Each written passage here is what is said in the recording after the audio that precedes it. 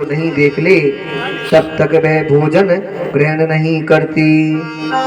महाराज, एक दिन पति ने कहा कि हे देवी, हम घर में कब तक बैठे रहेंगे, हमें कुछ परदेश जाकर के लिए और घर चलाने के लिए कुछ धन कमाने की आवश्यकता है। हम धन कमा करके लाते हैं, हम परदेश जा रहे हैं।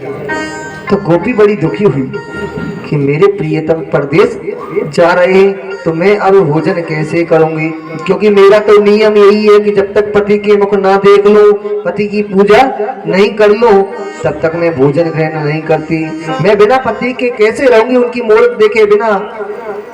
तो पति ने कहा कि हे देवी, चिंता मत करो, मैं कुछ दिन बाद लौट करके तो आ जाऊंगा, पर जब तक के लिए तुम एक छोटा सा प्रयोजन है कि आप एक मिट्टी की मूर्ति बना लो, और मिट्टी की मूर्ति बना करके आप उसकी पूजा कर लिया करो, और उसका मुख देख करके और बोल करके और आप भोजन प्रसाद ग्रहण कर लिया करो। समझ लेना वही तुम्हारे पति है। तो अस्त गोपी ने ऐसा ही किया। ठीक है स्वामी, यदि आप ऐसा कहते हो तो हम ऐसा ही करेंगे। गोपी ऐसा ही करती रही। एक दिन उस गोपी के पति परदेश से कमा करके और वापस आ जाते हैं। वापस आ गए तो गोपी अपने मिट्टी की मूर्ति की पति की पूजा कर रही थी।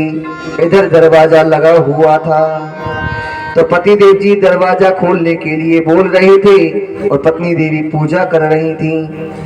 तो पत्नी देवी कहने लगी, ये बड़ी विचित्र से विडंबना है, यदि अब पति की मूर्ति जो पति देकर के गए इनकी पूजा छोड़ी तो भी पाप लगेगा, और पति को यदि प्रतीक्षा करवाई द्वार पर खड़े रहकर तो भी पाप लगेगा। अब मैं करूं तो करूं क्या? तो बताइए कन्हैया, उस गोपी को क्या करना चाहिए?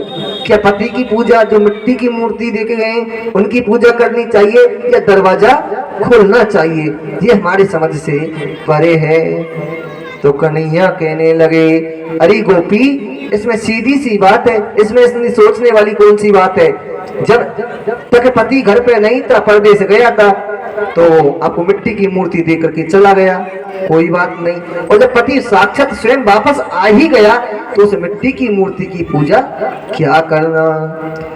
तो गोपी कहने लगी, बस कन्हैया, हम आपके मुख से यही सुनना चाहते थे कि जब जिनके ये संसार के पति हैं, ये संसार के खोखले पति हैं, अरे संसार के असली मायापति तो आप हो, हमारे पति तो आप हो। जब ऐसे बर को क्यों बरे जो जीवे और मर जाए, बरे बरी ए श्री कृष्ण को जैसे चुड़ लो अमर है जाए।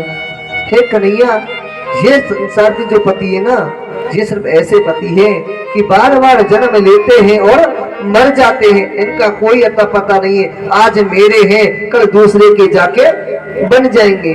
परंतु हाँ हे कन्हैया, यदि वर बनना है तो ऐसे वर को वरो तो हमेशा अमर हो। तो अमर आपसे अलावा दुनिया में कोई है ही नहीं है। आप ही हमारे सब कुछ हो, आप ही हमारे प्रियतम हो।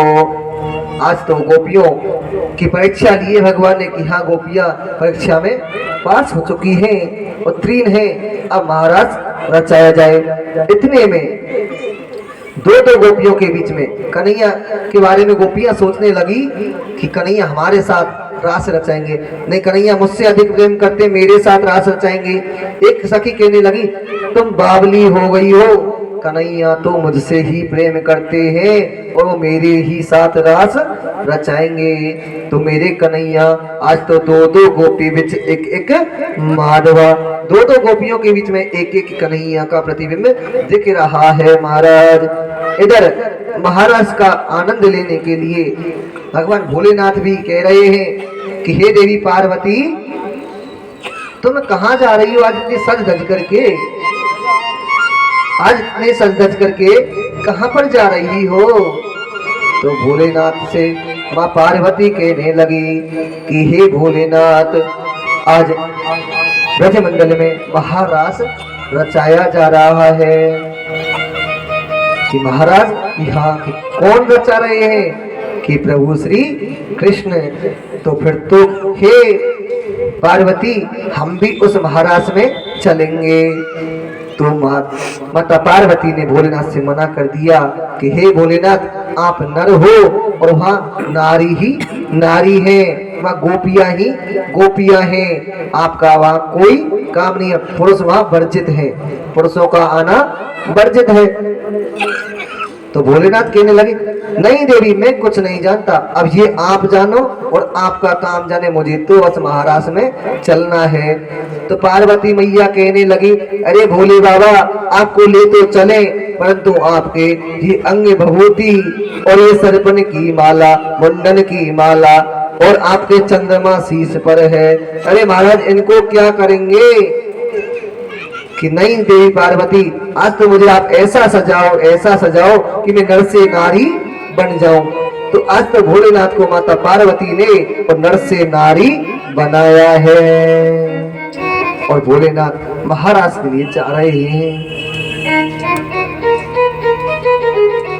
इधर जैसे ही महाराज के वहां पहुंचे तो एक गोपी और उस भोले बाबा की तरफ देख रही है कि ये ऐसे मतवाली चाल में कौन गोपी आ रही है महाराज में। तो क्योंकि गोपी पहचान गई कि ये कोई स्त्री नहीं हो सकती, ये कोई दूसरा रूप धारण करके आई है। इतने में ही भोलेनाथ के सिर से और साड़ी का पल्लू छिटक गया महाराज। जैसे साड़ी का पल्लू छिटका तो गोपी पहचान गई कि ये तो नर है। तो आज तो भोलेनाथ ने प्रार्थना की कि हे भगवान मुझे भी महाराज देखना है। तो गोपी ने कहा कि जब तक तुम महाराज नहीं देख सकते जब तक तुम नर से नारी नहीं बन जाओगे। आज तो भोलेनाथ ने बिंदु सरोवर में जाके स्नान किया है, स्नान करके नर से नारी बने हैं और महाराज में पहुंचे हैं भगवान।